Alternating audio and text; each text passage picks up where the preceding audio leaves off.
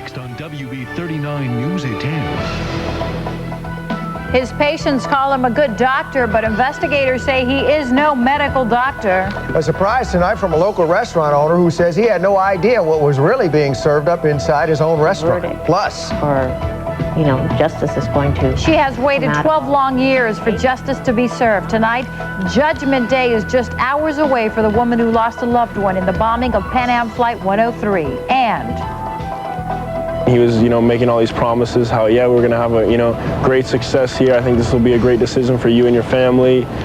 students disappointed over the resignation of Coach Butch Davis talk about broken promises and what might have been.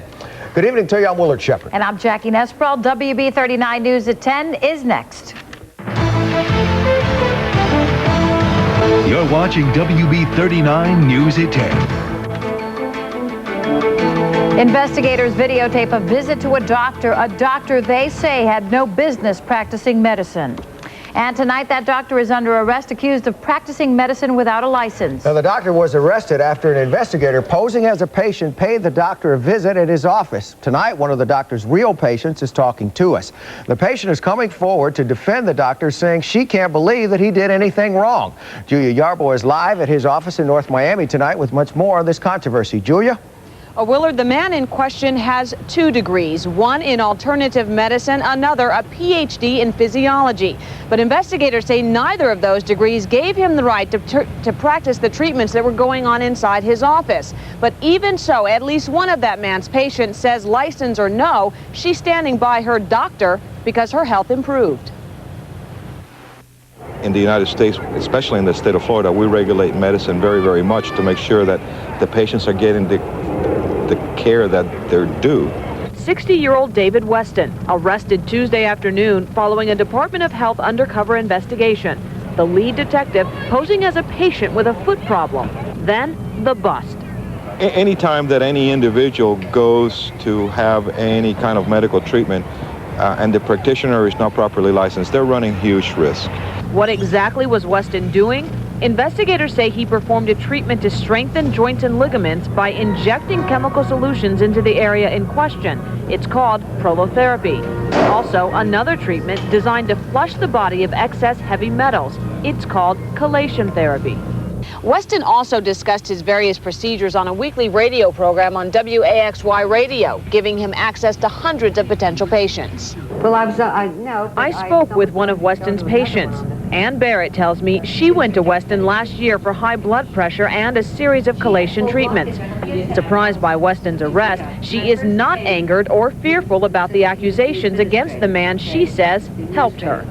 If it helps you, who can be against it? He wants to help people very much. He's very sincere, and he's very open and candid and very likable.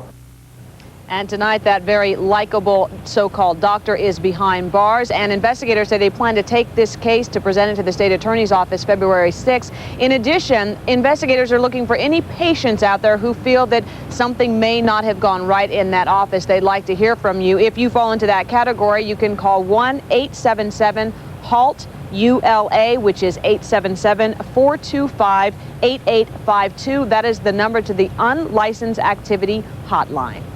We're live in North Miami. Julia Yarbo, WB39 News at 10.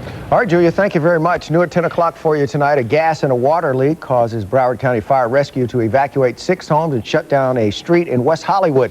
It happened this evening after a construction team hit a gas line and also a water main out there. The gas line was repaired, and while those evacuated have since returned back to their homes, the neighborhood still doesn't have any water right now.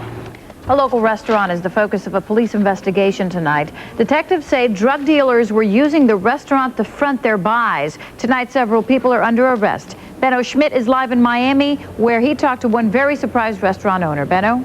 Well, Jackie, this case is interesting to investigators for a number of reasons. Number one, the age of the alleged suspects, many of them elderly. Number two, where they were choosing to do their business. Here you see behind me at this small restaurant in Hialeah. According to investigators, those alleged drug dealers would then take the drugs and hide them in a payphone in a small magnetic box. Apparently, they thought that if investigators didn't see them actually hand the drugs over to their customers, they wouldn't be in any trouble.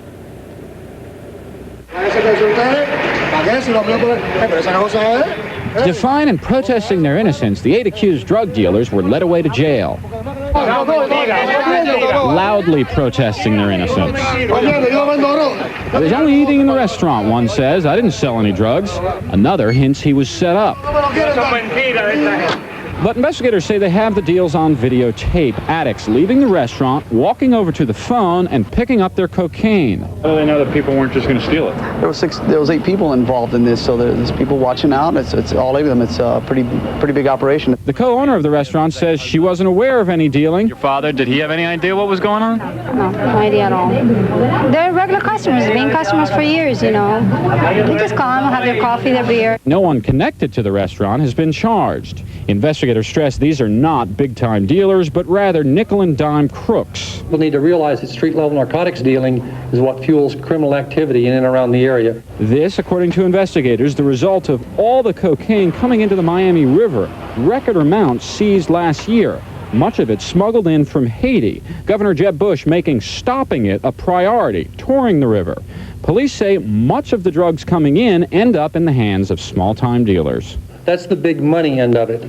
But the street-level sales is what really impacts communities.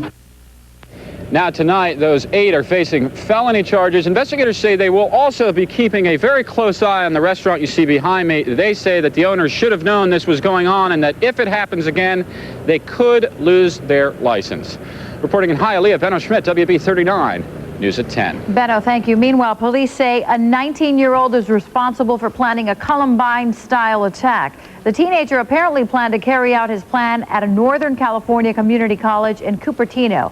That's about 45 miles south of San Francisco. The teen was arrested late last night after a photo lab employee called police to report a man who brought in pictures of himself with guns and bombs. Police later found a stockpile of weapons the teen was allegedly planning to use on the campus of De Anza College. Investigators say he even retrieved a tape where the suspect apologized to his family for his intended actions. A high school teacher at Hollywood Hills is finally behind bars tonight. He is being accused of some inappropriate behavior with a student. Now, Harry Dellis was back in court this morning after police officers learned that he bought a one-way airline ticket and planned to leave the country. He was heading to Greece.